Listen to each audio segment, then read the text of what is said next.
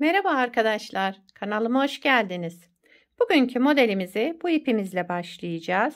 Şöyle göstereyim. Himalaya'nın bebe yününü kullanacağım. 100 gram 250 metre uzunluğu olan bir ip. Renk numarasını da şöyle göstereyim. Bu ipimizle harika bir model başlayacağız. Kalınlığı şöyle arkadaşlar. Kullanacağım şiş 3,5 numara. Modelimiz oldukça güzel ve gösterişli bir model. İnşallah siz de beğenir, benimle yaparsınız.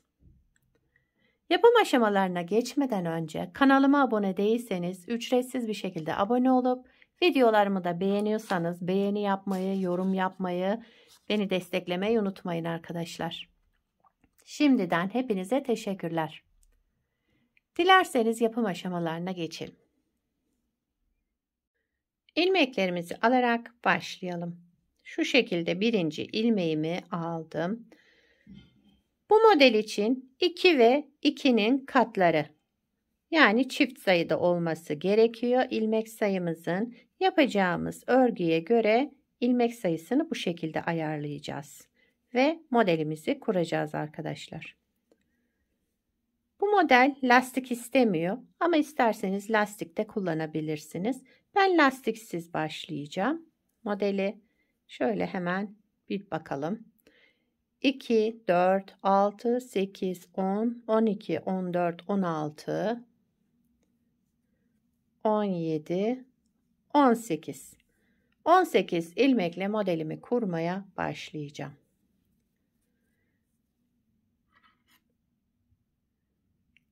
Kenar ilmeğimizi ilk sıra olduğu için ördüm. Modelin birinci sıra ön yüzündeyiz. Bir düz, bir ters, bir düz, bir ters olarak birinci sıra ön yüzünde bu şekilde devam ediyoruz. Aynı lastik yapar gibi bir düz, bir ters olarak başladık. Ama lastik değil arkadaşlar. Model böyle. Zaten lastik görüntüsü var modelimizde. Sıra sonuna kadar bu şekilde devam ediyorum.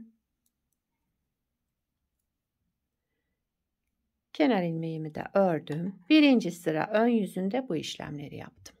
İkinci sıra arka yüzündeyiz. Kenar ilmeğimi örmeden aldım. Düzümü düz, tersimizi ters örelim yine. İlmekleri yani gördüğümüz gibi örelim. Bir ters, bir düz. Bir ters, bir düz.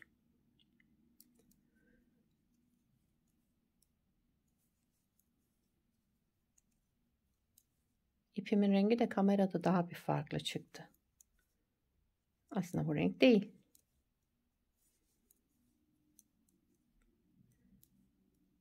Evet, ikinci sıra arka yüzünde ilmekleri gördüğümüz gibi düzü düz, tersi ters örerek tamamladık. Üçüncü sıra ön yüzündeyiz. Kenar ilmeğimi örmeden aldım. Sıradaki düz ilmeğim bakın. İlmeğin içinden değil, bir altından değil, bir daha altından. Şuradan bakın. Alttan ikinci boşluktan yani. 1, 2. İkinci boşluktan bir ilmek çıkartıyorum. Şu şekilde çıkardım ilmeğimi. Şişime taktım. Sol şişime. 2 ilmeğimi bir düz ördüm. Tersimizi ters olarak örüyoruz. Düz ilmeğe gelince yine alttan ikinci boşluk, yani bakın 1, 2. İkinci boşluktan bir ilmek çıkartalım. Sol şişimize takalım çıkarttığımız ilmeği. 2 ilmeği, bak, ikisini bir alarak düz örelim. Yani tek ilmek çıkartıyoruz. Ters, bir tersimizi ördük. Düz ilmeğe gelince ikinci boşluktan, alttan ikinci boşluk 1, 2. İkinci boşluktan bir ilmek çıkardım. Şişime taktım ve 2 ilmeğimi de ikisini bir düz örerek kestim tekrar. Üçüncü sıra ön yüzünde bu işlemleri yapıyoruz. 1, 2. İkinci boşluktan düz ilmeğin alttan ikinci boşluktan bir ilmek çıkarttım. Şişime taktım. İkisini tekrar düz ördüm. Bir ters, 1, 2. İkinci boşluktan düz ilmeğimin alttan ikinci boşluktan bir ilmek çıkardım. Şişime taktım. İkisini düz olarak ördüm. Tek ilmeğe düşürdüm yani.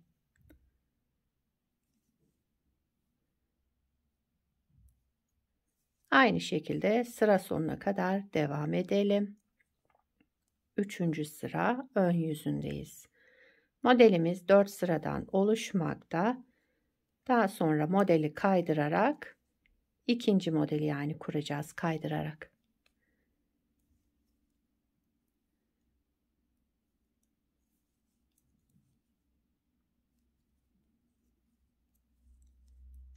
Kenar ilmeğimi de ördüm.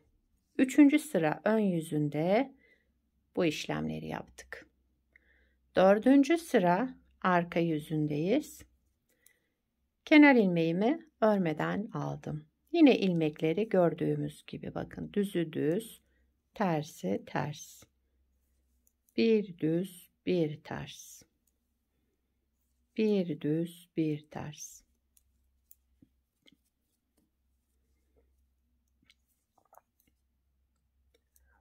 Gördüğünüz gibi modelimiz oldukça kolay. Sadece 3. sıra ön yüzünde düz ilmeklerimizi alttan ikinci boşluktan bir ilmek çıkartıyoruz. Tekrar şişimize takıp düz ilmeğimizin ikisini bir alarak yine düz örüyoruz. Modelimizin hepsi bu arkadaşlar. Dördüncü sırayı da tamamladım. Modelimizi bir kez kurmuş olduk. Bakın model yavaş yavaş oluşmaya başladı. Harika bir görüntüsü var. Şöyle. Şimdi bir kez daha kurduğumuzda modeli kaydıracağız. Modeli ikinci kez kuruyoruz arkadaşlar. Bir ilmek kaydırarak. Kenar ilmeğimi örmeden aldım. Birinci sıra ön yüzündeyiz.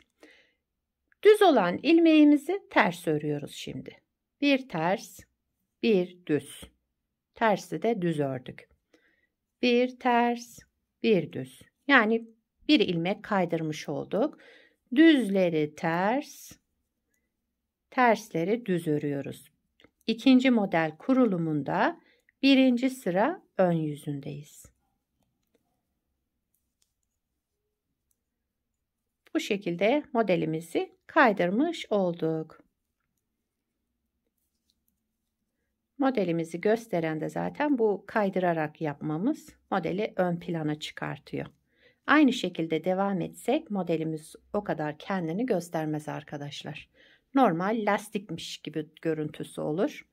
İkinci sıra arka yüzündeyiz.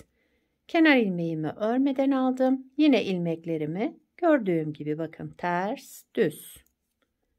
Aynı tersi ters, düzü düz olarak örelim. İkinci sıra arka yüzündeyiz.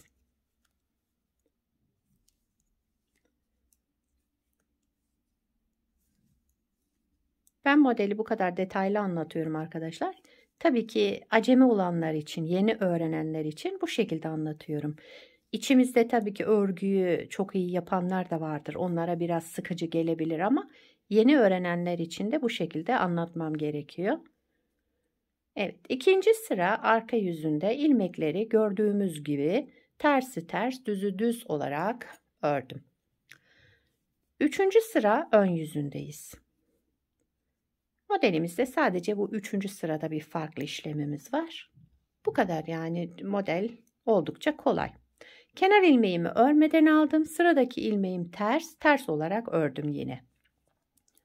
Düz ilmeğe geldiğimizde alttan ikinci boşluğa bakın.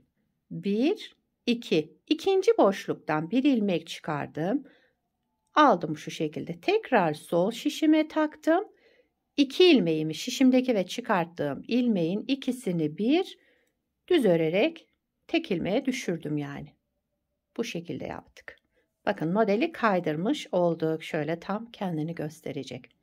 Sıradaki ilmeğim ters. Ters olarak örüyorum. Düz ilmeğe geldiğimizde 1, 2. İkinci boşluktan bir ilmek çıkartalım. Sol şişimize tekrar takalım. Sıradaki ve çıkarttığımız ilmeği ikisini bir düz örerek tek ilmeğe düşürdüm tekrar. Bir ters ilmek, sıradaki düz ilmeğimin ikinci boşluğu 1, 2. İkinci boşluktan bir ilmek çıkardım. Sol şişime taktım. 2 ilmeğimin ikisini bir düz örerek kestim. Bir ters ilmek, sıradaki düz ilmeğimin ikinci alttan ikinci boşluğundan bir ilmek çıkardım. Örmeden şişime taktım. 2 ilmeğimin ikisini bir düz örerek kestim. Bakın model kendini göstermeye başladı arkadaşlar. Tabii ki ilerledikçe harika bir görüntü çıkacak ortaya. Üçüncü sıra ön yüzünde bu şekilde sıra sonuna kadar devam edelim. Şöyle.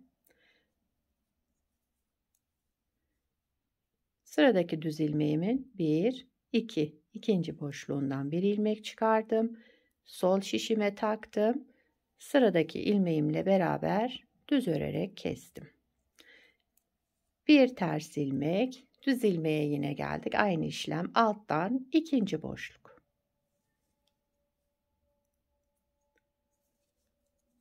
Evet, şöyle bir ters, son düz ilmeğimiz, alttan 1, 2, ikinci boşluktan bir ilmek çıkartıyorum.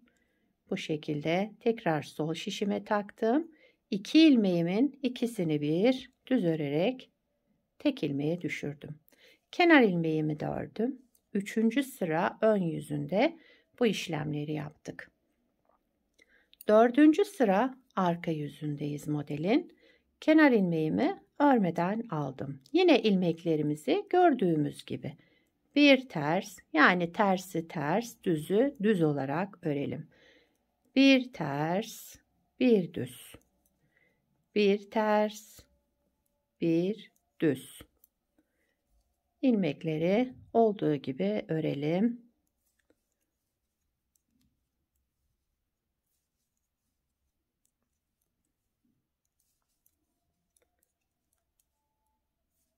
Evet, modeli 2 kez kurmuş olduk. Yani modeli kaydırarak kuruyoruz ikinci modelimizi. Şimdi üçüncü model kurulumunda yapacağımız işlem birinci model kurulumunda yaptığımız gibi. Bakın şuradaki ters ilmeğimizi düzü ters olarak öreceğiz. Modeli kaydırmış olacağız bu şekilde. Bu şekilde devam edeceğiz üçüncü model kurulumunu yani. Umarım anlaşılmıştır arkadaşlar. Gördüğünüz gibi modelimiz harika, kolay ve güzel bir model. Bir de şöyle ilerlemiş halini size göstereyim. Bunu da daha önce yaptım. Bunu beraber yaptık. Bakın ikisi de yine lastiksiz başlanılmış bir örnek. Evet, bugünkü modelimiz bu. Bakın şu görüntüye. Modelin arka yüzü de bu şekilde. Her iki yüzü de kullanılabilecek harika bir model. Şu dokusuna bakın arkadaşlar. Bence çok güzel. Sizce ne dersiniz? Kenar ilmeklerimiz de bu şekilde çıkıyor. Modelin yakadan başlama görüntüsü de böyle olur.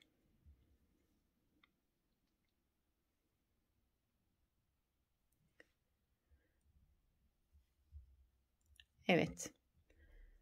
Bu modeli her türlü örgüde uygulayabilirsiniz. Yetişkin örgülerinde, çocuk örgülerinde, her türlü örgüde kullanılabilecek harika bir model.